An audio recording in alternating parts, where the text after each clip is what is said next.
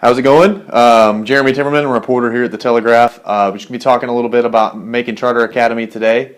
If you're not up to speed, what came down yesterday was that the state has initiated the process to kind of start the termination of that school's charter. What that means is it's not certainly closing at this time, but the process has started. The State Board of Education has a letter from its committee, from its charter schools committee, that they're reviewing. If they approve that, the process will really get going, and there will be a hearing.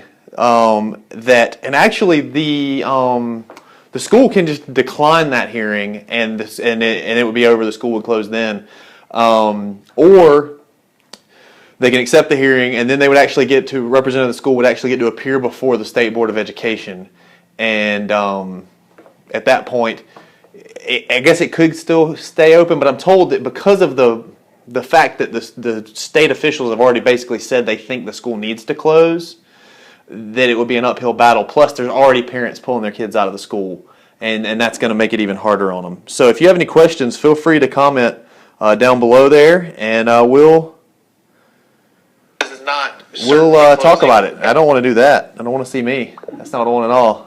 We're new to this, so there's going to be some hitches, I'm sure, so bear with us. But yeah, if you want to comment, feel free.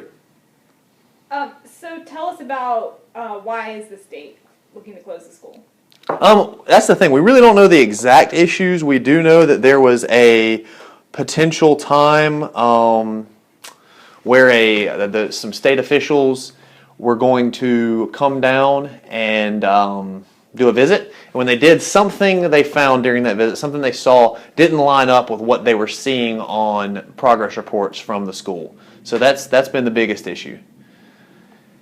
Will students be able to finish out the school year? My understanding is that this process takes at least 45 days from here. So with that being said, I mean, you're looking at mid-May by the time at the earliest. So I just don't think the process would be over. I don't get the sense that the school is going to do what I said they could do and decline the hearing. So it's going to take at least 45 days. That'll put you to mid-May. So I would say no, it's not going to close before the end of this year.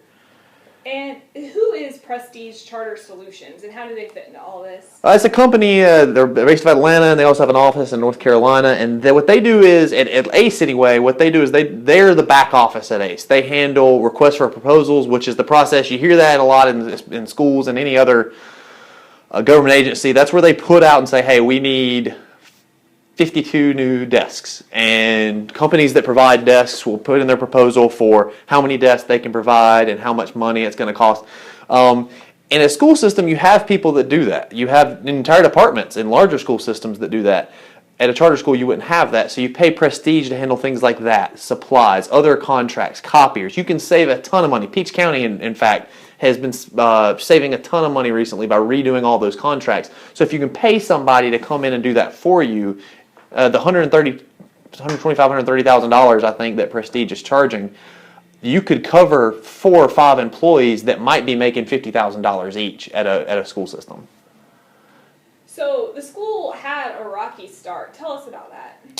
Yeah, it really didn't start well. It was supposed to be, it had said it would be open on August 3rd, but the building wasn't ready until August 17th or later. I don't remember exactly when they got in. But because of that, they were in the Macon Coliseum for several days, and that didn't work out. A couple weeks, that didn't work out. And that's just not ideal to have them in there. And by September, there had already been enough issues reported that they were put on probation. They've gone through 3. This is their 3rd full governing board. This is their 2nd principal, and the school hadn't even been open for a full school year. So that's what you're talking about when you talk about these issues that just keep mounting and they can't get any positive momentum. So what are the next steps? Well, up next, like I said, they'll be reviewing that letter. The State Board will be reviewing that letter. If they do decide to,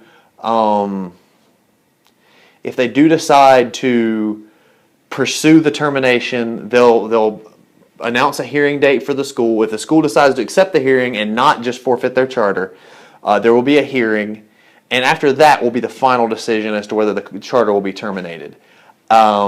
So there's a kind of a 6-step process, and like I said, it takes 45 to 90 days. I was hoping I could read the questions myself here, but I managed to botch something. Has anybody posted any comments or questions? Just a little bit more about the process is that I think it's hard to, from our perspective, kind of let behind the curtain a little bit. It's hard to write a headline. It's hard to encapsulate what's going on over there. Nobody has said the school is closing, but it's likely at this point, and the process has started. So it's tough to say the odds. I was told at least 50% chance it would close, and so that's kind of where they are with that.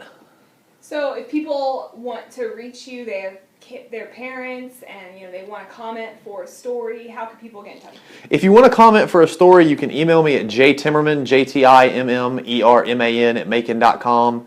You can also call me, 478-744-4331, or you can find me on Twitter at MTJTIMM. But please know, I've had this issue already, if you talk to me and you don't want to be in the paper, let me know that.